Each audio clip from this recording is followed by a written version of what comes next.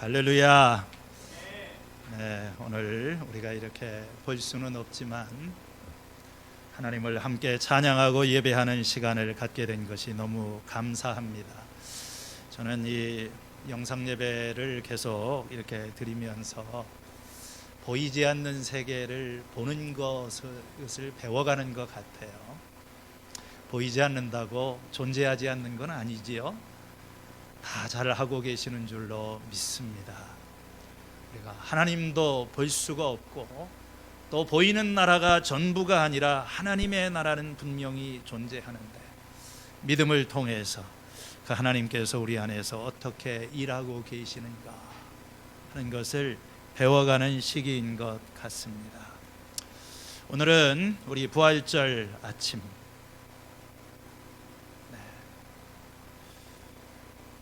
정말 이 부활이라고 하는 것은 우리 기독교 신앙의 핵심이고 모든 것의 근거가 되는 그런 선포입니다. 예수님이 다시 살아나셨다. 이 부활에 대한 이야기는 이 복음서, 사복음서에 다 기록이 되어 있습니다. 예수님의 이야기를 하는 그 어떤 절정의 이야기로 복음서 저자들은 예수님이 죽은 자 가운데서 부활하셨다고 하는 것을 기록을 하고 있는 것입니다. 그런데 이 사복음서, 4개의 복음서 가운데 조금씩 초점이 다릅니다. 처음에 나오는 마태, 마가, 누가, 이 3개의 복음서에서는 이 부활의 어떤 그 현상, 지진이라든지 그 어떤 놀라운 일을 목격한 사람들의 두려움에 대해서 주목을 하고 있습니다. 오늘 우리가 읽은 이 요한복음에 보면 똑같은 이 부활에 대해서 묘사를 하면서 이 부활 이야기가 특별히 믿음의 중요성에 초점을 맞추고 있는 것을 알게 됩니다. 믿음이라고 하는 것은 요한복음 전체에서 굉장히 중요한 그런 핵심적인 단어 중에 하나이지요. 믿는다고 하는 이 말, 히브리 헬라어로 피스투예인이라고 하는 이 동사가 요한복음에만 99번이 나오는데 15장, 18장, 21장 요 3군데만 빼놓고 모든 장에 걸쳐서 이 믿음을 강조하고 있어요. 어떻게 보면 마태, 마가, 누가, 요한복음에 나오는 것을 다 합친 것보다도 더 많이 이 믿음이라고 하는 말을 사용을 합니다. 이러한 믿음의 중요성이 오늘 우리가 읽은 20장 부활에 관한 이야기에서 이제 절정에 달하고 있습니다. 오늘 우리가 읽은 이 말씀의 중요한 곳에서 이 예수님을 보고 믿는다 하는 그런 말이 나오는 것입니다. 요한은 그의 복음서를 기록하는 그런 목적이 내가 이 책을 기록한 것은 너희로 그 예수가 그리스도이심을 믿고 하나님의 아들이심을 믿게 하고 그를 믿어서 생명을 얻게 하려는 것이다. 이렇게 이야기를 했죠. 이 믿음이라고 하는 말과 함께 오늘 본문에서 이 20장 전체에서 두드러지는 다른 표현은 이 본다고 하는 말입니다. 본다. 여러분이 요한복음을 읽어나가면서 이 본다고 하는 말도 굉장히 자주 등장을 합니다. 1장에 말씀이 육신이 되어 이 우리 가운데 거하심에 우리가 그 영광을 보니, 우리가 그 영광을 보았다고 그랬습니다. 나사로를 다시 살리시는 그 현장에서는 주님께서 내가 나를 믿으면 하나님의 영광을 보게 될 것이다 말하지 않았느냐. 오늘 우리가 읽은 이 말씀에도 본다고 하는 말이 꽤 여러 번, 한 3가지 정도의 다른 표현을 사용을 하면서 여러 번 등장을 하고 있습니다. 그래서 이 보는 것과 믿는 것에 굉장히 중요한 그런 관련이 있죠. 우리가 믿기 위해서는 무엇인가를 볼 수 있어야 되고 또 이 보는 것과 믿는 것은 중요한 관련성이 있습니다. 예수님의 제자들은 무엇인가를 보았던 사람입니다.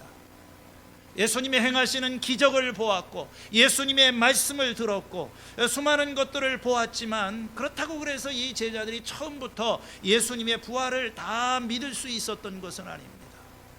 예수님 부활하신 다음에 그 부활하셨다는 것을 믿기까지 씨름을 하고 이렇게 뭔가 변화되어 가는 것을 보게 됩니다. 저는 오늘 이 요한복음 20장 전체의 이 말씀을 같이 한번 이렇게 살펴보면서 여기에 보면은 세 가지의 에피소드, 이야기가 나와 있죠.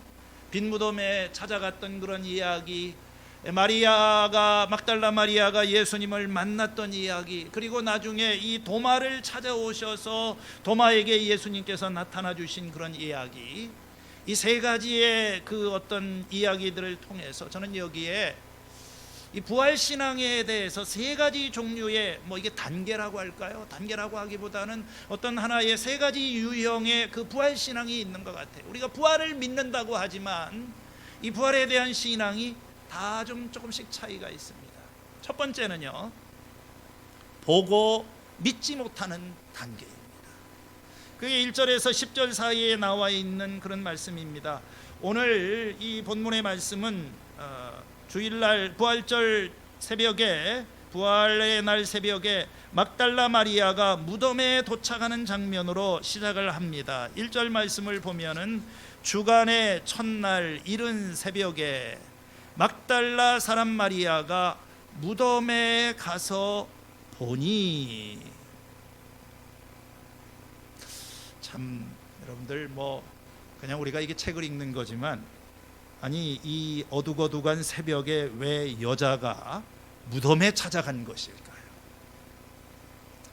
막달라 마리아라고 하는 여자가 예수님의 시신에 향유를 바르기 위해서 찾아갔다 하는 말씀을 우리가 알 수 있어요.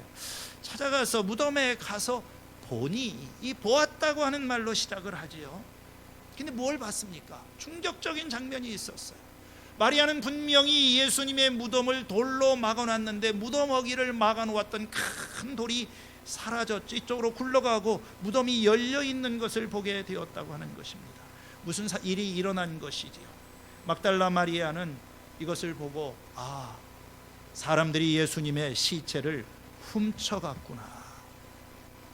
여러분, 이 옛날에는 장사를 지내면은 이 도구를 하는 거, 무덤에서 도구를 하는 것이 굉장히 흔한 일이었습니다. 예수님 당시에도 자주 있었던 일이에요. 그러니까 무슨 일이 일어났어요. 누군가가 예수님의 시체를 훔쳐갔구나. 이것을 알려야 되겠다. 그래서 2절 말씀을 보면은 막달라 마리아는 이제 제자들이 있는 곳으로 달려가서 시몬 베드로와 예수님이 사랑하시던 제자에게 그 소식을 알립니다. 여기서 예수님이 사랑하시던 그 제자, 이 제자는 아마도 이 책을 기록한 요한이었던 것으로 생각이 됩니다. 누가 주님을 무덤에서 가져갔습니다. 어디에 두었는지를 알 수가 없습니다. 큰일 났습니다. 이 이야기를 듣고 베드로와 요한 두 사람이 이제 예수님의 무덤을 향해서 달려가는 것입니다. 두 사람이 즉시 일어나서 무덤에 달려갔어요. 뛰어갔어요. 함께 뛰어가는데 요한은 조금 더 젊은 사람이었는지 베드로보다 빨리 달려갔습니다. 그 다른 제자가 베드로보다 무덤에 빨리 도착을 했어요. 그리고 5절 말씀에 보면은 무덤에 도착해서 몸을 굽혀서 이렇게 무덤 안에 동굴로 되어 있기 때문에 그 동굴로 된 무덤 안을 이렇게 굽혀서 보니까 예수님의 몸을 쌌던 그 삼배가 놓여 있는 것을 보았어요. 그건 보였는데 안으로 들어가지는 않았습니다. 좀 신중한 태도를 가지고 있는데 그 사이에 이제 베드로가 도착을 했습니다. 시몬 베드로도 그를 뒤따라왔다. 그가 무덤 안으로 들어가 보았다. 베드로는 무덤 안으로 이제 직접 들어갔어요. 가서 보니까 삼배가 놓여 있었고 예수님의 머리를 싸맸던 수건이 그 삼배와 함께 놓여 있는 것이 아니라 한 곳에 따로 개켜져 있었다. 이 개켜져 있었다는 말은 잘 가지런하게 아주 이렇게 옷을 잘 정돈해서 놓은 것처럼, 아니 그렇게 예수님의 머리를 쌌던 그것이 다른 한쪽에 개켜져 있는 것입니다. 베드로는 참 이상하다. 예수님의 몸은 보이지 않고 예수님이 입었던 옷과 이 머리를 싸매었던 수건이 따로 정리가 되어져 있는 것입니다. 그때 이제 이 요한도 그제서야 28절 말씀을 보면 먼저 무덤에 일어났던 그 제자도 들어가서 보았다. 보고 베드로도 보고 요한도 보았습니다. 근데 그 다음에 나오는 말이 뭡니까? 보고 믿었다. 그렇게 이야기를 합니다. 자, 이 요한은요, 이 무덤에서 일어난 일을 보고 믿었다고 그랬습니다. 그런데 이 믿었다는 말의 뜻이 조금 모호합니다. 뭘 믿었다는 건지 목적어가 없잖아요. 그냥 믿었다는 겁니다. 두 가지로 생각할 수 있어요. 하나는 예수님의 부활을 믿었다. 아, 예수님 부활하셨구나. 그런 뜻이 될 수도 있고, 다른 것으로는 마리아가 한 말을 믿었다. 마리아가 와가지고 예수님 무덤에 지금 무덤이 비어 있습니다. 시체가 없어졌습니다. 그걸 믿었다. 마리아의 말을 믿었다. 여러분, 시체가 없어지고 무덤이 비어 있다는 것이 꼭 예수님이 부활했다는 하고 똑같은 건 아니죠. 그러니까 여기서 요한이 믿었다고 하는 것은 뭘 믿었다는 것인지 분명하지는 않습니다. 그러나 전체적인 이런 맥락을 우리가 이렇게 보게 될 때, 요한은 직감적으로 깨달았던 것 같아요. 딱 가서 이렇게 보니까 이건 도둑이 들어서 훔쳐간 것이 아니라, 아니 도둑이 들어서 예수님의 시체를 훔쳐간 것이라고 한다면 분명히 예수님의 옷이 없어졌든지 아니면 이 옷이 바닥에 흩어져 있어야 되는데 누군가 이것을 잘 개놓은 것처럼 가지런히 되어 있다고 하는 거예요. 그러면서 요한은 생각을 했습니다. 주님 말씀이 생각이 났던 것 같아요. 아마 예수님께서 말씀하신 대로 다시 살아나신 모양이다. 그걸 믿었다. 이렇게 볼 수 있어요. 그러나 또 사실 그렇게 믿은 것일 수도 있고, 그 무덤이 비어 있다는 말이 사실이네, 그걸 믿었다는 그런 의미로도 볼 수 있습니다. 그렇다고 한다면 요한의 믿음은 아직도 부활을 믿는 믿음에까지는 도달하지 못한 것입니다. 어쨌든 한 가지 분명한 것은 베드로도 요한도 둘 다 예수님께서 죽은 자 가운데서 반드시 살아나야 한다는 것을 성경으로부터 깨닫지는 못했던 것 같아요. 9절에 그런 말씀이 있지요. 아직도 그들은 예수님께서 죽은 사람들 가운데 반드시 살아나야 한다는 성경 말씀을 깨닫지는 못했다. 성경 전체에 비추어서 이 예수님의 이 부활을 확신하고 그것을 깨닫지는 못했다. 제자들도요, 부활의 현장을 보았지만 이 부활을 다 제대로 확신하지는 못했던 것 같아요. 나중에 예수님께서 엠마오로 내려가는 제자들에게 성경을 풀어서 설명하시고 부활하신 다음에 그들에게 이 부활의 의미를 설명하시게 될 때 비로소 그들은 구약 성경에서부터 부활의 의미를 깨닫게 되는 것입니다. 여러분, 이 베드로와 요한은 부활의 현장을 목격했던 첫 번째 아이 위트니스, 이 목격자들이죠. 그리고 무슨 일이 일어났을까요? 그들은 참 남들이 보지 못하는 엄청난 그런 현장에 있었지만 별다른 행동으로 이어지지 않습니다. 9절의 말씀을 10절의 말씀을 보니까 제자들은 자기들이 있던 곳으로 다시 돌아갔다. 보기는 보았는데 그 본 것이 어떤 특별한 변화를 가져오지는 못했어요. 아마도 부활의 현장을 빈 무덤을 보았지만 마음에 확신이 부족했을 수도 있습니다. 요한은 그것이 예수님의 부활일 수도 있다 생각했는지는 모르지만 남들에게 가서 그 소식을 전할 만큼 아직도 확신이 없었던 것 같아요. 그렇다고 한다면 이것은 아직도 온전한 신앙의 단계로 볼 수는 없습니다. 좀 더 강력한, 좀 더 확실한 무엇이 필요했던 것입니다. 오늘날 많은 사람들이 예수님의 부활을 믿고 예수님이 하나님의 아들이 되신 것을 믿는데 아직도 이런 단계에 머물러 있는 사람들이 많습니다. 빈 무덤을 확인하는 단계.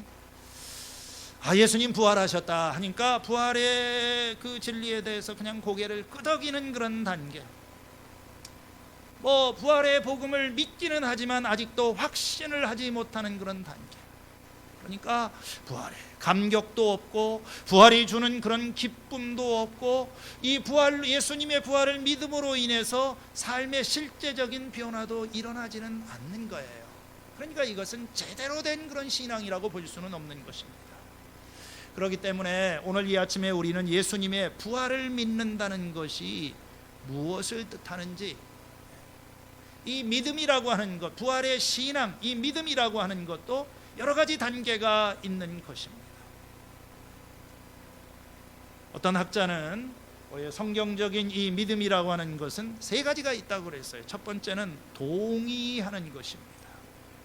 많은 사람들이 예수님을 믿는다, 부활을 믿는다고 하면 이 지적으로 동의를 하는 것으로 생각합니다. 어떤 것을 그냥 사실로 받아들이는 것, 하나님을 믿는다, 나는 하나님이 존재한다고 생각한다, 나도 인정한다, 이렇게 고개를 끄덕끄덕하는 것입니다. 예수님께서 십자가에 죽으셨다, 그건 나도 그렇게 믿는다, 그렇게 동의를 하는 것입니다.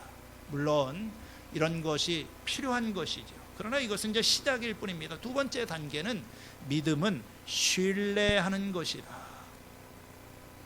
내가 믿고 내가 이게 받아들인 그 사실을 믿는 것입니다. 하나님이 나를 사랑하신다 하는 것을 믿고 따르고 응답하고, 그래서 이제 하나님의 나에 대한 그 약속의 말씀을 믿고 의지하는 그런 단계인 것입니다. 그걸 사실로 믿는 거예요. 세 번째 믿음의 단계는 그 속으로 하나님이 주신 이 약속의 말씀을 붙잡을 뿐만 아니라 그 속으로 들어가는 것입니다. 진입하는 거예요. 우리가 이 하나님의 약속이 믿을 만한 것이라고 인정을 하고 동의를 했다면 그 다음에 있어야 하는 것은 거기에 따라서 행동을 하는 것이고, 그 약속을 받아들이고 그로부터 유익을 얻는 것이 필요한 것입니다. 예수님이 세상에 오셔서 죄를 용서하시고 나를 구원하셨다는 사실을 내가 믿을 수는 있지만, 믿기만 하고 그것을 받아들이지 않는다면 그것은 나의 유익이 될 수가 없는 것이죠. 요즘 이 코로나 바이러스 가장 중요한 것이 빨리 치료제, 백신을 개발하는 그런 것입니다. 언젠가는 개발이 되겠지요. 좀 시간이 걸릴 거라고 생각이 됩니다. 알렉산더 플레밍이라고 하는 사람이 지금부터 한 80년 전에 이 페니실린이라고 하는 항생제를 발견하게 됩니다. 영국의 문화원에서 지나간 80년간 인류 역사에서 세상을 바꾼 가장 중요한 사건이 무엇이냐, 이렇게 질문을 했을 때 첫 번째는 뭐냐면 WWW, 인터넷의 발명이라고 그랬습니다. 정말 이건 세상을 바꾼 사건이죠. 두 번째가 뭐냐 질문을 했을 때 페니실린을 대량으로 생산할 수 있게 된 것이다. 여러분들, 이 페니실린은 뭐냐면요, 이 박테리아라고 하는 세균에 의해서 감염된 병을 치료를 하는 거예요. 우리 인류가 세균이라고 하는 것이 존재한다고 하는 것을 발견한 것은 불과 몇 년이 되지 않습니다. 왜 사람들이 병이 들고 막 이 병이라고 하는 것이 보이지 않는 곳에서 이렇게 수많은 사람들이 죽어가는가? 이게 박테리아, 세균 때문이라고 하는 것을 현미경을 통해서나 이제 이 루이 파스테르 같은 그 사람 때부터 한 1850년경부터 그걸 알았는데, 문제는 뭐냐면 그러면 이 세균을 어떻게 우리가 해결하느냐? 항생제가 필요한데 그걸 발견한 사람이 이 파스테르라고 하는 그런 사람이죠. 1920 몇 년도부터 파스테르는 이걸 플레밍이 이거 항생제를 이제 발견하기 위해서 막 실험을 하다가 처음에는 실패를 많이 하고 효능이 없었어요.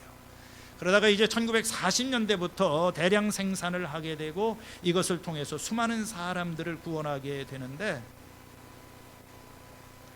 이게 한 1950년대부터 페니실린을 사용하게 되면서 인간의 수명이 확 늘어버렸어요. 그때까지는 평균 수명이 50세 정도였었습니다. 그런데 이 페니실린이 등장을 하면서 이제 80세 이상으로 갑자기 인간들이 평균 수명이 늘어난 것입니다. 우리도 빨리 이 바이러스를 좀 이길 수 있는 하나님께서 지혜를 주셔서 이 치료제가 개발될 수 있기를 바랍니다. 자, 좋아요. 어쨌든 이게 페니실린 한 병을 다 죽어가고 있는데 이 전쟁터에서 페니실린이 나를 살릴 수 있다. 그러면 어떻게 해야 됩니까? 먼저 이 약의 존재를 인정할 수 있어야 돼요. 그것 살릴 수 있다. 두 번째는 어떻게 해야 됩니까? 믿어야 됩니다. 믿는다는 것은 뭐냐면요, 그것을 내가 먹는 것을 얘기를 하는 거예요. 난 믿기는 하지만 그 약은 못 먹겠어. 먹다가 죽으면 어떡하겠나. 여러분이 믿음이라고 하는 것도 이런 여러 가지 단계가 있는 거예요. 예수님이 부활하셨다.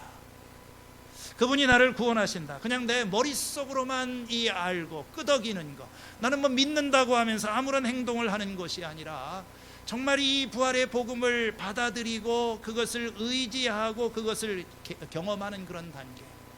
이런 면에서 본다면 여기 오늘 본문에 나와 있는 이 첫 번째 단계는 불완전한 그런 단계, 보기는 했지만 믿지 못하는 단계라고 말을 할 수가 있는 것입니다. 두 번째 단계는 보고 기뻐하는 단계가 있어요. 그게 11절에서 23절에 나와 있는 말씀인 것 같습니다. 11절에 오늘 읽지는 않았지만 여러분들이 이번 주간에 읽으셨으리라고 생각이 듭니다. 여기 보면 다시 막달라 마리아의 이야기로 돌아가지요. 두 제자가 자기들이 있던 곳으로 돌아간 후에 막달라 마리아는 무덤에 홀로 남아 있었습니다. 예수님의 시체가 도둑 맞은 모양이구나, 이 생각을 하니까 너무 마음이 괴롭고 힘든 가운데, 혼란스럽고 그런 가운데 막달라 마리아가 울고 있었어요. 그런데 마리아는 무덤 밖에 서서 울고 있었다. 그리고 울다가 몸을 굽혀서 무덤 속을 들여다보니, 마리아도 갑자기 울다가 이제 이 무덤 속을 들여다보게 되었어요.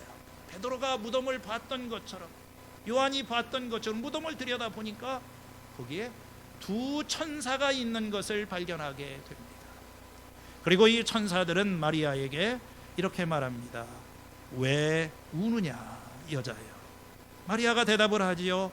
누가 우리 주님을 가져갔습니다. 어디에 두었는지를 모르겠습니다. 그냥 반사적으로 이렇게 이야기를 합니다. 그렇게 대답을 한 다음에 나오려고 하는데 마리아는 자기 뒤에서 어떤 인기척을 느끼게 됩니다. 이렇게 말하고 뒤로 돌아섰을 때에 그 마리아는 예수가 서 계신 것을 보았다. 그렇게 되어 있어요. 예수님이 서 계셨던 것입니다.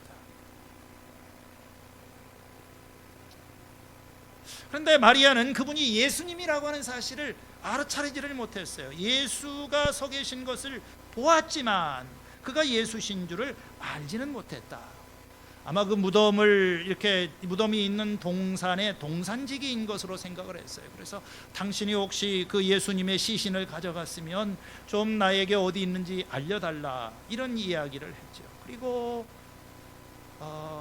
이제 또 그 사람이 왜 우느냐, 그러니까 마리아가 이렇게 대답을 하는 그런 대화가 나오는 것입니다. 울고 있어요. 마리아가 울고 있다는 말이 여기에 보면은 3번이나 계속해서 이게 반복이 되고 있습니다. 운다고 하는 것은 뭐냐면 슬픔을 이야기를 하는 거예요. 마리아는 마음이 무덤을 바라보았지만 너무 슬펐어요. 왜 마리아는 그렇게 슬픔에 사로잡혀 있었을까요? 잘못된 방향을 바라보고 있었기 때문에, 잘못된 사실을 붙잡고 있었기 때문에, 다시 말해서 그의 시선은 무덤을 바라보고 있었고 예수님의 몸을 찾고 있었던 거예요. 죽은 예수님을 생각하고 있었던 것입니다. 부활하신 예수님을 보지 못했기 때문이에요. 오늘 우리에게도 예수님은 부활하셨는데 우리는 깨닫지 못하고 예수님을 보지 못합니다. 예수님을 보지만 그분이 예수님인 걸 알지를 못해요. 엠마오로 내려가는 제자들이 주님과 함께 한참 장시간 동안 길을 내려가면서 많은 대화를 나누었는데 그분이 예수님이라고 하는 것을 보고도 몰랐던 거예요. 요한복음 21장에 디베라에 가서 이게 바다에서 고기잡이를 하던 제자들이 예수님이 저기 서가지고 제자들을 부르고 계시는데 그분이 예수님인 줄을 알지를 못했다. 이러한 마리아에게 예수님께서 그를 부르십니다. 마리아야. 갑자기 예수님의 음성이 들려오는 거예요. 마리아는 그 예수님을 쳐다보면서 갑자기 눈이 열리게 됩니다. 예수님이구나. 비로소 그분이 예수님이라고 하는 것을 보게 되었어요. 그 부활하신 예수님을 처음으로 직접적으로 만나게 됩니다. 마리아는 이 부활하신 예수님을 처음으로 만났던 그런 사람이죠. 예수님을 직접 만났어요. 부활하신 예수님이 내 앞에 있는 걸 봤어요. 그리고 이 마리아 속에 있는 슬픔은 사라져버렸어요. 절망도 사라지고 아픔도 사라지고 다시 그 마음속에 새로운 소망이 찾아옵니다. 마리아는 가만히 있을 수가 없었어요. 그래서 이제 제자들이 있는 곳으로 달려갔습니다. 오늘 20장 18절에 보면은 막달라 사람 마리아는 제자들에게 가서 자기가 주님을 보았다는 것과 주님께서 자기에게 이런 말씀을 하셨다는 사실을 전했다고 했습니다. 난 자기가 주님을 보았다. I have seen the Lord. 난 주님을 봤습니다. 내가 주님 봤어요. 예수님 봤어요. 마치 이 수가성 여인이 예수님을 만난 다음에 자기 동네에 들어가서 물동이를 내려다 놓고 사람들에게 내가 한 일을 다 알아맞힌 사람을 보세요. 여기 와서 좀 보시기 바랍니다. 이분이 혹시 그리스도가 아닙니까? 마리아는 예수님을 보고 기뻐했어요. 봤으니까 얼마나 기뻤겠어요. 예수님 살아계신 걸 봤어요. 그리고 그날 저녁에 주님께서 이제 제자들에게 다시 나타나십니다. 20장 19절 이하의 말씀을 가면은 그날 곧 주간의 첫날 저녁에 똑같은 날이죠. 마리아는 새벽에 예수님을 봤고 그날 저녁에 제자들은 유대 사람들이 무서워서 모두 문을 닫아 걸고 있었다. 그냥 문을 닫은 것이 아니라 걸어 잠궜어요. 왜냐하면 유대 사람들이 무서웠기 때문입니다.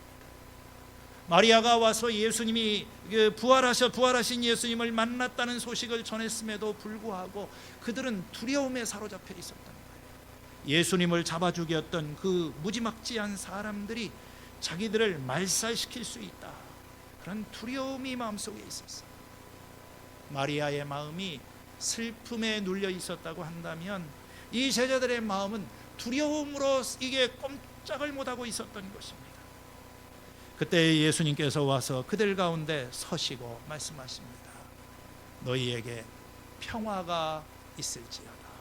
샬롬, 샬롬 알레켐. 너희에게 평화가 있을지어다.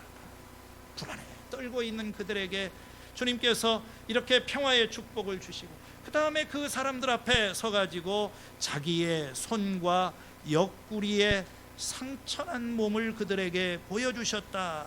이 말씀을 하시고 두 손과 옆구리를 그들에게 보여주셨다. 보여주셨어요.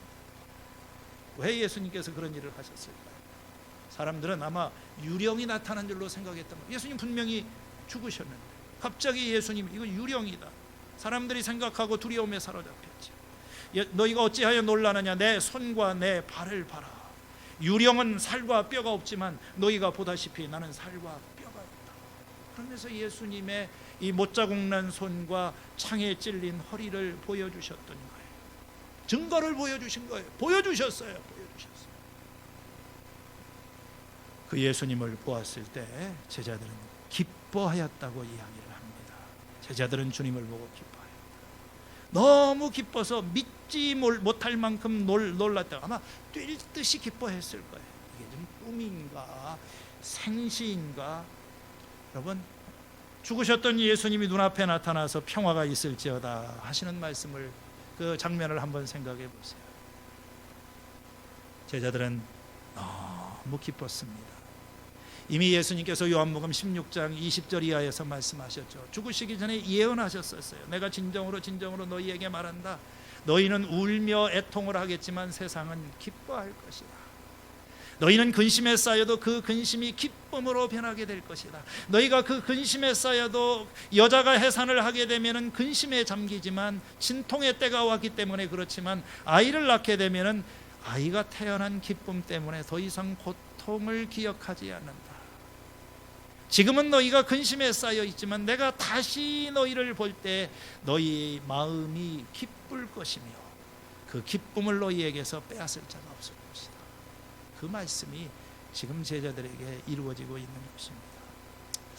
여러분, 부활절은 슬픔이 기쁨으로 바뀐 날입니다. 두려움이 평화로 바뀌고 이 절망과 낙심했던 사람들에게 소망과 기쁨이 다시 시작되는 그런 날인 것입니다. 이 마리아의 마음속에 주님을 만난 이 기쁨이 있었어요. 제자들의 마음속에도 주님을 만난 그런 기쁨과 이제 평화가 있었습니다. 이들을 변화시킨 것은 예수님을, 부활하신 예수님을 만나는 체험입니다. 주님을 만나는 체험이 있었기 때문에 기쁨이 온 거예요. 우리가 이 기독교의 역사를 보면 기독교의 시작은 아주 불가사의한 것으로 생각이 될 수밖에 없습니다.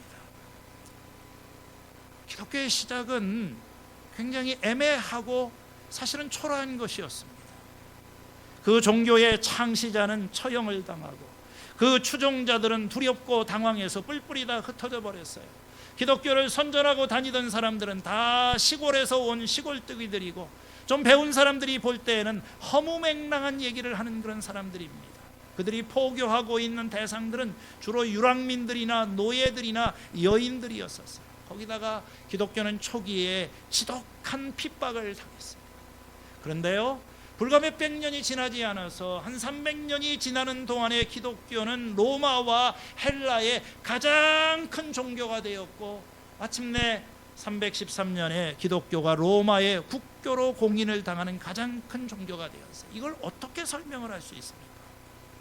어떻게 이렇게 보잘것없는 종교, 보잘것없는 그 시작이 이렇게 세계적인 그런 종교가 될 수 있을 것인가? 진짜 끝나야 되는데 그 열쇠는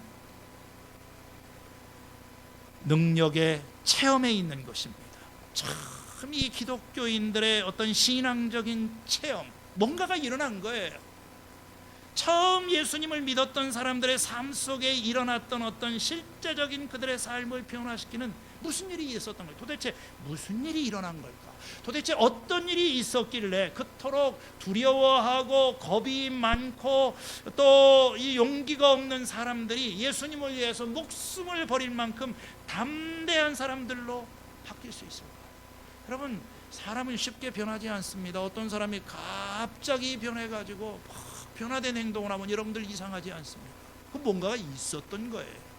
뭔가를 체험했기 때문에, 뭔가를 경험했기 때문에 그땐 두려워하지 않고 예수님을 증거하는 사람이 된 것입니다. 그 이전에 예수님을 알던 사람이 이제 예수님을 전혀 새롭게 체험을 하는 거예요. 그 체험이 바로 부활의 체험이에요.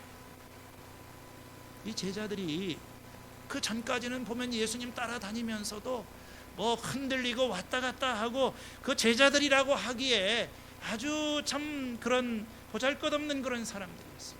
그런데 이 사람들이 부활하신 예수님을 만나고 난 다음에 바뀌었어요. 담대하게 복음을 전하고 흔들리지 않는 날마다 새로운 삶을 살아가게 되는 것입니다. 이 체험이 굉장히 중요해요. 예수님을 보고 기뻐하는 것입니다. 왜 우리의 신앙생활이 힘이 없고 맹맹한가? 머리로 그냥 알고 성경 공부하면서 이 뭐 지식적으로 알고 이런 것이 우리의 삶을 변화시키지는 못해요. 이 초대교회를 보면 예수님을 만났다고 하는 이런 어떤 실제적인 체험, 강력한 체험, 박해자 이 바울도 막 다메섹으로 가다가 예수님을 만나는 체험이 있었어요. 우리들에게도 이런 참 체험이 있으면 얼마나 좋을까. 예수님을 좀 직접 만나면 다 해결될 것 같아요. 저도 옛날에 청소년 시절에 예수님을 믿다가 신앙이 흔들리고 할 때 제가 한 주일 동안 금식하면서 기도했습니다. 예수님 살아계시면 좀 직접 나타나셔서 제발 좀 보여달라고. 그럼 내가 좀 믿겠다. 여러분들도 그런 마음을 가질 때가 참 많지요. 물론 뭐 어떤 사람은 요즘도 예수님을 직접 봤다고 하는 사람들이 있어요. 환상을 봤다. 대통령의 딸 불교 신자였던 분의 간증문을 본 적이 있어요. 유명한 분입니다. 근데 이분이 자기 아들 소아당뇨병에 걸려가지고 매번 서울대학병원에 입원해가지고 이렇게 뭐 근데 오늘 병실에 누군가 갑자기 허름한 옷을 입은 사람이 이렇게 와가지고 자기 이렇게 쭉 쳐다보더라는 거예요. 그리고 이제 그렇게 하고 난 다음에 이렇게 가고 난데 마음에 뭔가 평안하고, 나중에 이분이 생각을 해보니까 그분이 예수님이 아니었었나. 이분이 확 변했어요. 전직 대통령인 자기 아버지도 전도를 해서 그분이 병상에서 예수를 믿게 했다고 하는 그런 간증이 있어요. 참 그런 거 있으면 참 좋겠죠. 예수님 나타나서 다 보여주시고 직접 나한테. 그래서 이 신앙의 두 번째 단계는 보고 기뻐하는 단계. 저는 여러분들이요, 필요하면 예수님 다 보여주시리라고 생각을 합니다. 물론 뭐 내가 보고 싶다고 보는 게 아니고 예수님이 보여주셔야 되지요. 그렇지만 주님을 찾고 또 주님을 만나고자 하는 사람들에게는 주님이 저는 만나 주시리라고 생각합니다. 어떤 형태로든지 간에 주님이 우리를 만나 주실 거예요. 그러나 사도들이 했던 것처럼, 마리아가 예수님을 만났던 것처럼 이런 체험을 오늘날 모두가 다 할 수 있는 것은 아니지요. 그래서 세 번째 이 신앙의 단계는 보지 못하고 믿는 단계입니다. 이것이 바로 24절 이하에 나오는 도마의 이야기인 것입니다. 예수님께서 부활하신 바로 그날 저녁에 제자들이 있는 곳으로 찾아와서 그들에게 이 직접 손과 발을 보여주셨을 때 제자 중에 한 사람이었던 도마, 이 도마는 그 자리에 없었어요. 혼자 빠져 있었던 거예요. 왜 그랬는지는 모르겠습니다. 아마 너무 낙심이 됐던 것 같아요. 그러니까 딴짓하러 갔거나 좀 바쁜 일이 있거나 이제 다 끝났다 이렇게 생각했는지도 몰라요. 꼭 우리들 중에서도 보면 하나님이 뭔가 우리 안에서 나타나시고 은혜를 주실 때 빠지는 사람들이 있죠. 지금까지 잘 있다가 꼭 그때 빠져요. 도마가 돌아왔을 때 제자들이 흥분해서 이렇게 말을 합니다. 우리는 주님을 보았습니다. 봤어요. 이렇게 이야기를 합니다. 25절 말씀에 보면은 우리가 주님을 보았다. 막 흥분해가지고 얘기를 하는 거예요. 한 번 얘기한 거 아니라 계속 말을 했습니다. 도마는 그 말을 들으면서도 믿을 수가 없었어요. 아니, 죽으신 예수님이 부활하셨다. 그래서 25절에 가면은 이런 말을 하지요. 난 못 믿겠다. 내가 내 손으로 그의 손에 있는 못자국을 보고 눈으로 확인하고 내 손가락을 그 못자국에 넣어보고 또 내 손을 그의 옆구리에 직접 넣어보지 않고서는 나는 믿지 못하겠다. 보지 못하면 믿을 수 없다고 하는 것입니다. 보지 못하면 난 못 믿겠다. 도마가 예수님의 부활을 믿지 못한 그런 이유는 여러 가지 이유가 있는데 너무 자기 생각이 강했던 것 같아요. 예수님의 말씀을 믿기보다는 자기 경험을 믿었던 것 같아요. 난 그런 걸 경험해 본 적이 없다. 그건 말이 안 된다. 인류 역사에서 죽었던 사람이 살아난 적은 없다. 그건 경험적으로 불가능하다. 그래서 못 믿는다. 이렇게 얘기를 했어요. 그리고 그것은 보이지도 않는다. 눈으로 확인할 수 없는 것이다. 누가 예수님 부활하는 걸 봤냐? 입증할 수가 없는 것이다. 여러분, 이렇게 눈에 보이는 것만 믿을 수 있다고 말을 하는 것은요, 요즘 그렇게 많이 얘기하죠. 난 안 보이는데. 아니, 그걸 어떻게, 보이지도 않는 걸 어떻게 믿어? 하나님 보이지도 않는데, 천국이 보이지도 않는데 우리가 어떻게 믿어? 예수님, 우리가 뭐 부활이 있다고 하는 걸 어떻게 믿어? 보이지 않으면 믿지 못한다. 애들 같은 얘기지요. 보이지 않아도 존재하는 것들이 많아요. 이 방에 있는 뭐 인터넷이라든지 전파라든지 심지어는 바이러스나 이런 거 다 보이지 않는 겁니다. 사랑이 보입니까? 사랑, 기쁨 이런 게 보입니까? 그거 다 있는 거예요. 도마는 그런 사람이었습니다. 예수님께서 다시 나타나셨어요. 여드레가 지난 다음에, 8일이 지난 다음에 제자들이 다시 한자리에 모여 있을 때에 주님께서 집안에 모여 있는 그들에게 나타나서 다시 그들에게 평화가 있을지어다 말씀을 하시고, 이번에는 도마에게 말씀을 하시는 겁니다. 내 손가락을 이리 내밀어서 내 손을 만져보고 내 손을 옆구리에 넣어 보아라. 그래서 의심을 떨쳐버리고 믿음을 가져라. 보여주신 거예요. 보여주시면서 이제 봤으니까 직접 확인해보고 의심을 떨쳐버리고 믿음을 가져라. 도마가 할 말이 없죠. 더 이상 예수님을 부정할 수 있는 그런 저기가 없습니다. 그래서 도마는 예수님에게 이렇게 대답합니다. 나의 주님, 나의 하나님. 이 짧은 말이 나왔어요. 오 마이 갓, 마이 로드. 이거는 정말로 하나님이시구나. 눈이 갑자기 뜨여서 그분이 하나님의 아들이신 것을 보게 되었다고 하는 것입니다. 그리고 이 이야기의 마지막 절정에 해당하는 것이 29절에 나오는 구절인데, 예수님께서 이런 도마에게 말씀하시죠. 너는 나를 보았기 때문에 믿느냐? 나를 보지 않고도 믿는 사람은 복이 있다. 이건 도마가 예수님을 책망하는 것처럼 들릴 수 있어요. 야, 너는 꼭 봐야지만 믿느냐? 좀 안 보고 믿을 수 없느냐? 꼭 그런 의미는 아닌 것 같아요.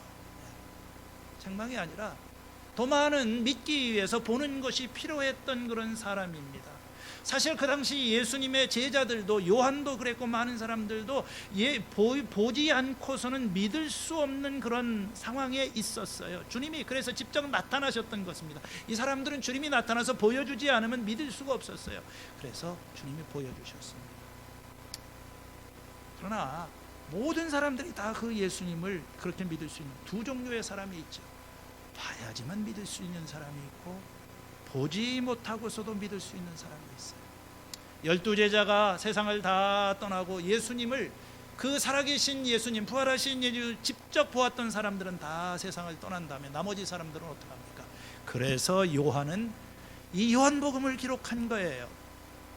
31절에 가면은 내가 여기에 이것을 기록한 것은 여러분으로 하여금 예수가 그리스도요 하나님의 아들이심을 믿게 하고, 그렇게 믿어서 그 이름으로 생명을 얻게 하려는 것이다. 이 사람들은 예수님을 보지 못한 사람들입니다. 그러나 예수님을 믿을 수 있도록 성경을 기록했다. 오늘 우리도 예수님을 보지는 못해요. 우리가 예수님을 직접 본 것이 아닙니다. 그러나 보지 못하고 믿는 사람들, 그 사람들은 복되다. 그게 가능하다는 것입니다. 베드로전서 1장 8절 이하에 예수를 너희가 보지 못하였으나 사랑하는도다. 이제도 보지 못하나 믿고 말할 수 없는 영광스러운 즐거움으로 기뻐하니 너희가 믿음의 결국 곧 영혼의 구원을 바라보라. 보지 못하지만 우리가 말할 수 없는 기쁨으로 기뻐하는 것, 이것이 바로 신앙인 것입니다. 여러분, 신앙은요 보지 못하는 것을 믿는 거예요. 히브리서 11장 1절에 믿음은 바라는 것들의 확신이요 보이지 않는 것들의 증거다. 보이는 것은 믿을 필요가 없습니다. 아니, 보이는 걸 뭐하러 믿어요? 다 그건 나도 아는데. 보이지 않기 때문에 보이지 않는 것을 보는 것처럼 그것을 믿고 그것을 끌어서 확신하는 것이 바로 그것이 믿음인 거예요. 우리는 세상이 창조되는 것을 본 적이 없어요. 아니, 세상 창조는 그만두고 내가 태어나는 걸 본 적도 없어요. 그분이 내 부모님인지 아닌지 나를 보여주신지 그냥 본 적도 없어요. 그냥 믿는 겁니다. 저분이 나의 어머니라고 하니까 그걸 믿음입니다. 믿음이라고 하는 것은 이렇게 증명이 돼서 믿는 것이 아닙니다. 제가 요즘에 설교를 하는데, 특별히 고난주간 이렇게 쭉 지내면서 아무도 없는데 이렇게 몇 사람들 오셨죠. 그래서 이제 설교를 하면서도 저는 계속 허공에다 대고 설교하는 것 같아요. 보이지가 않으니까 누가 이거 듣겠나? 안 들을 거예요. 아무 일도 일어나지 않는 것 같아요. 사실 저한테 누가 얘기를 하는 사람도 없고. 근데 어제 이렇게 또 영상 통화를 하다 보니까 듣는 분들이 계시고, 여러분, 보지 못하면 불안하죠. 보이지 않으니까 자꾸 불안하고 아무 일도 일어나지 않는 거예요. 그렇지 않아요. 우리가 이렇게 코로나 때문에 어렵고 힘들고 또 이런 상황이 지속이 될 것 같지만, 그러나 눈에 보이지 않아도 하나님은 지금도 일을 하고 계시고 무엇인가가 이루어지고 있는 것입니다. 우리는 믿음으로 살아가지 보는 것으로 살아가는 것이 아닙니다. 그렇기 때문에 오늘 우리들은 이 보이지 않는 하나님과 동행하는 법을 배워야 돼요. 주님이 보이지는 않아도 나와 함께 계시는 거예요. 우리는 그걸 느끼고 있는 것입니다. 그걸 느끼지 못하는 사람도 있어요. 그렇지만 정말 예수님을 제대로 아는 사람들은 우리가 보이지 않지만 이 보이지 않는 하나님과 동행하는 것, 그걸 어떻게 그게 가능합니까? 성령이 우리 속에 계시기 때문에 그런 거예요. 이 예수님이 그래서 제자들에게 성령을 받아라. 우리가 해야 될 일은 뭡니까? 마음의 문 열어야 돼요. 아무리 하나님은 지금 보이지는 않지만 우리 가운데 일을 하고 계시고, 부활하신 주님은 성령으로 오늘 우리들 가운데 계시고, 우리 가정 안에 계시고, 교회 안에 계시고, 우리의 삶을 인도하시는 것입니다. 그런데 난 안 보여요. 왜냐하면 마음이 닫혀 있기 때문에 그렇습니다.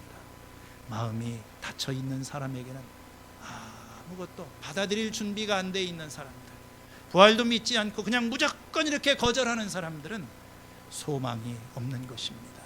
오늘 이 부활절 아침에 좀 우리의 마음의 문을 열고 이 부활하신 주님을 함께 찬양하는 그런 시간 될 수 있기를 바랍니다. 톨스토이의 부활이라고 하는 그 유명한 책이 있죠. 굉장히 두꺼운 책인데 그 책의 첫 페이지 첫 문장 이런 말이 나옵니다. 몇십만 명의 인간이 한 곳에 모여 자그마한 땅을 불모지로 만들려고 갖은 애를 썼어요. 그 땅에 아무것도 자라지 못하게 온통 돌을 깔아버렸어도, 그곳에 싹트는 풀을 모두 뽑아 없앴어도, 검은 석탄과 석유로 그을려 놓았어도, 나무를 베어 쓰러뜨리고 동물과 새들을 모두 쫓아냈어도 봄은 역시 이곳 도시에도 찾아들었다. 맛있는 문장 아닙니까?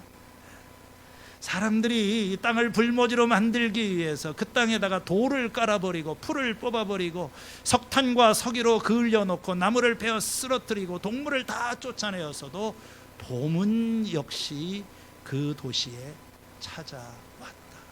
부활이 시작이 됐다는 거지. 물론 톨스토이는 이 문장으로부터 어떤 이 자연적인 부활뿐만 아니라 영혼의 부활에 대해서 이야기를 합니다. 여러분, 4월은 부활의 계절입니다. 봄은 새 생명의 계절, 부활의 계절이에요. 죽은 것처럼 보였던 나무와 풀들이 다시 한번 푸르름을 바라보면서 만물이 다시 살아나는 그런 시기인 것입니다. 광교 호수공원을 한번 이렇게 돌아보세요. 요새 이 연두빛 새순들이 얼마나 싱그럽고 아름다운데, 겨우 사이에는 다 죽어 있었던 것 같고 다 사라졌던 거무튀튀한 것밖에 없었지만 새봄이 시작이 되는 것입니다. 부활의 계절입니다.